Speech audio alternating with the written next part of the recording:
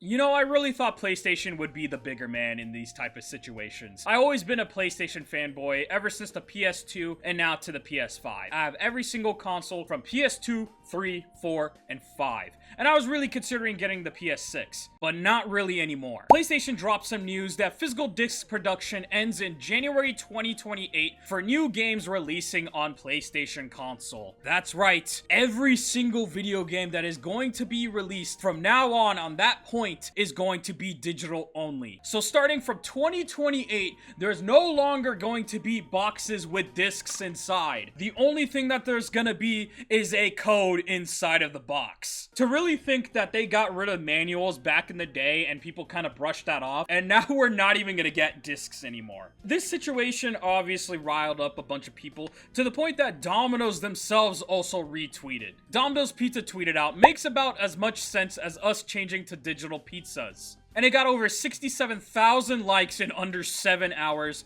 while 2 million views on this tweet. Now, PlayStation decided to post an article about this. Now, I wanted to read this because I wanted to understand their thinking process. Because there's no way they're doing this change without any type of negative impact or negative push. So in this article here, it says, in response to shifting trends in consumer preferences, new games will be released on PlayStation Store and at our retailers in digital format only. Now, it's kind of funny that these corporates are trying to say that us consumers want digital products only. We don't want physical, even though collectibles are at an all-time high right now. So it's just so stupid to me that these corporates are trying to point the blame at us, the consumers, even though they're trying so hard to shift this type of narrative. I'm gonna be honest, they probably could have gotten away with this back in the PS4 and Xbox One era, when the digital video games were rising. I bought a physical copy of Black Ops 3, while around 8 of my friends who bought this video game, they bought it digitally. So they could have gotten away with this when collectibles were going down back then, but now, ever since after COVID, a lot of people have a lot of passion collecting video games now. Anyways, let's go back to the article. As consumer preferences and the broader entertainment industry continues to shift away from physical discs to digital, physical games disc production for all new games releasing on PlayStation consoles will be discontinued starting January 2028. Following this date,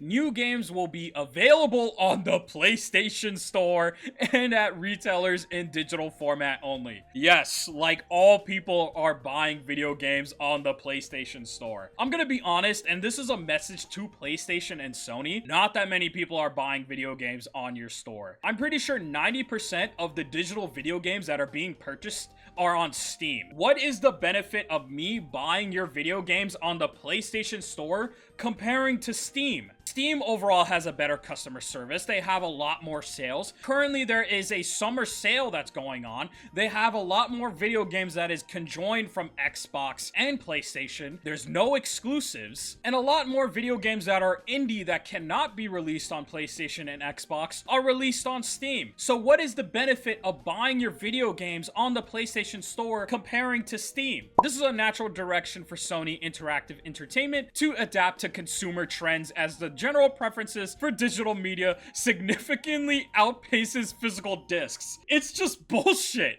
They're just lying to our faces. I know damn well there is a good audience of buying physical discs at their fucking consoles. The whole point of consoles is to buy the physical discs. Anytime I buy a video game on my consoles, I'm buying the fucking disc. I just bought Star Fox on the Switch. I'm not buying this digitally on my console. Again, the only people who are buying digital video games at a rapid or a good rate is Steam. This transition will enable us to align more closely with how most of our community prefers to access and play games today. It's just so bullshit. Like, you're cutting off like 40%, I'm gonna say probably more, 60% of your player base and just trying to put them onto digital platforms. We'll continue to prioritize our resources to drive innovation in how players can access games and provide choices as to where players prefer to purchase new games. Basically, what they're trying to say is that there's probably going to be a new subscription model that they're trying to do alongside buying digital video games. Whether that's at retail or PlayStation Store, we remain committed to delivering a world-class gaming experience